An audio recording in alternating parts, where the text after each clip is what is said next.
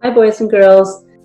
I'm excited to share this story with you. It's one of my very, very, very favorites, and I think it's a great way to go into the summer. It's called Fairy Houses by Tracy Kane. This summer, my parents decided we should leave the city and spend a week on a small island off the coast of Maine. They said there was something special for me on the island, something I would really like, but they wouldn't tell me what it was until we got there. As soon as we got off the boat, I tried to guess. Is it the lighthouse? Those silly sandpipers on the beach? Our cottage? The seals? Later, when we went for a walk in the woods by our cottage, I discovered the secret my parents had been keeping. You may build houses small and hidden for the fairies, but please do not use living or artificial materials. Fairy houses! People had built small houses for fairies to live in. I asked if I could build a fairy house. My dad said yes, as long as I followed the rules of the woods.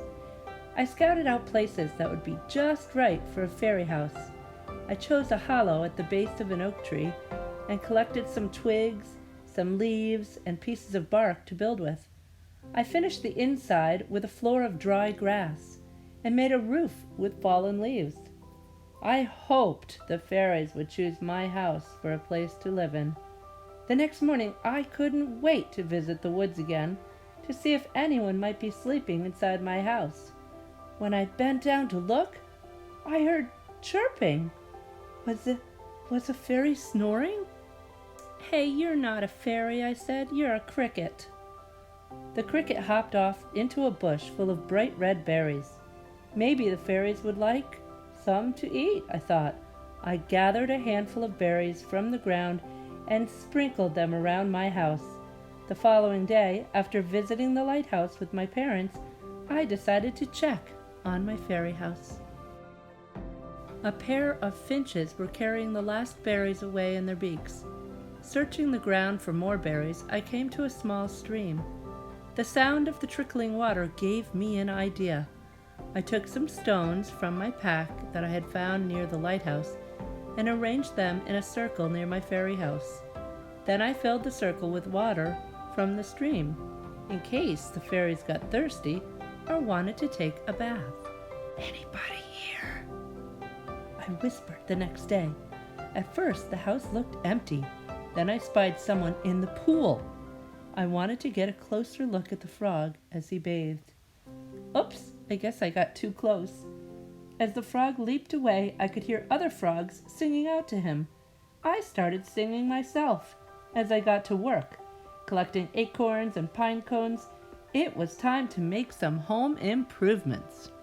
When I came back the next afternoon, I saw a squirrel nibbling on nuts, but no fairies in sight. I just couldn't give up. I still hoped the fairies would visit my house. Maybe it needed a better entrance. In my pack were seashells and feathers my mom and I had found at the beach. I decorated the path leading up to the door. I thought about adding my shiny bracelet to one of the shells, hoping to catch a fairy's attention. But then I remembered the rules of the woods. The next morning I got up very early, when my parents were still asleep, and I tiptoed out of the cottage and into the woods. This was the day we would be leaving the island, so I had one last chance to visit my fairy house. A fog had rolled in off the ocean, covering the woods like a thick blanket. I could barely see.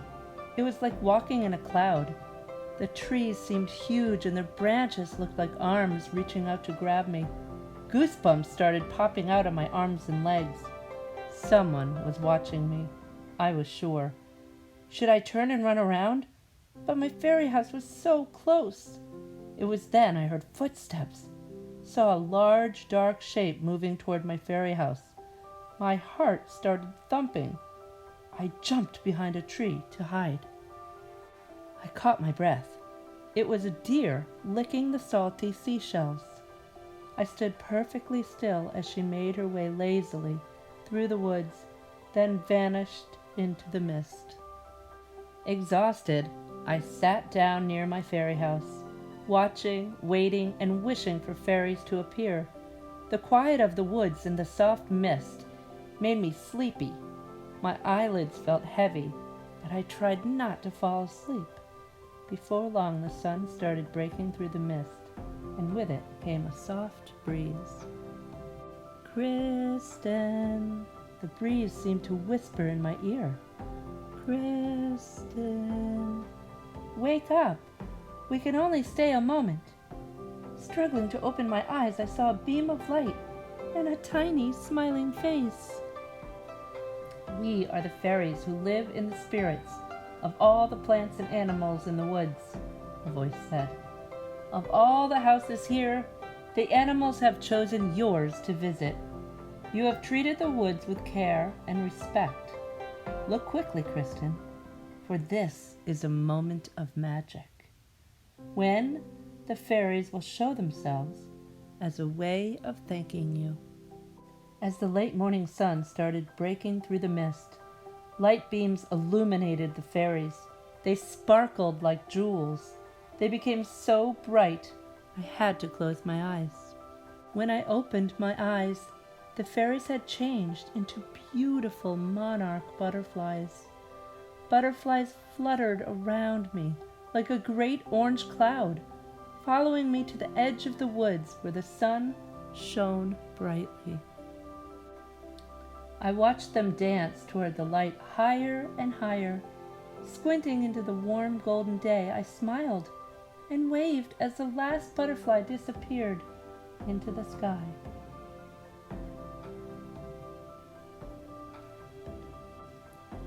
"Shh, over here. Turn the page to see some tips for building your own fairy house." How to get started with your fairy house. Fairy houses can be created in many different places. Look for building spots in parks and fields, woods, beaches, and your own yard. Try to find a place away from roads or busy pathways. The base of a tree or the side of a rock would be just right. Sometimes you can find a place in low branches of a tree or bush. Close to the ground is best. You should only use natural materials to build the house. Dry grasses, pebbles, sticks, shells, feathers, seaweed, pine cones, and nuts are just some of the materials you can use. Be careful not to disturb any of the nature's materials that are still living, such as flowers, ferns, mosses, lichen. Fairies do not like to disturb anything that is growing.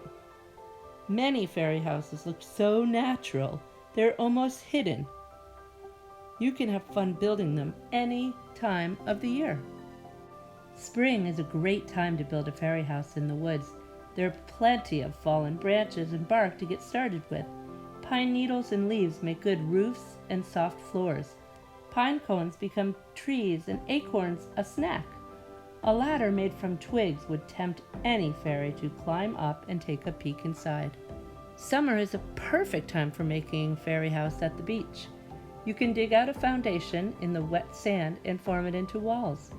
Driftwood makes good rafters, and a seaweed roof keeps out the rain.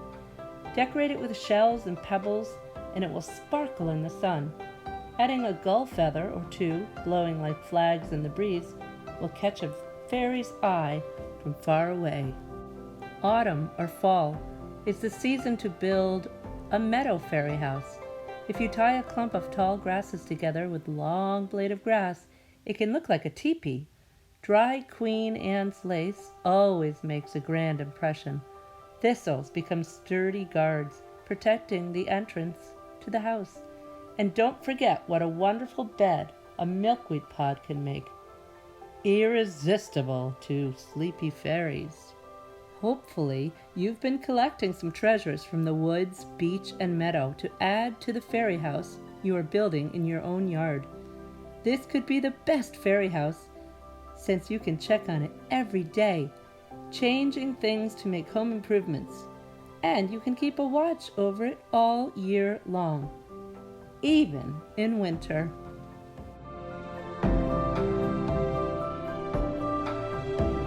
Have fun. So what are you waiting for? Go out and build. I can't wait to see the fairy house that you build. Have fun.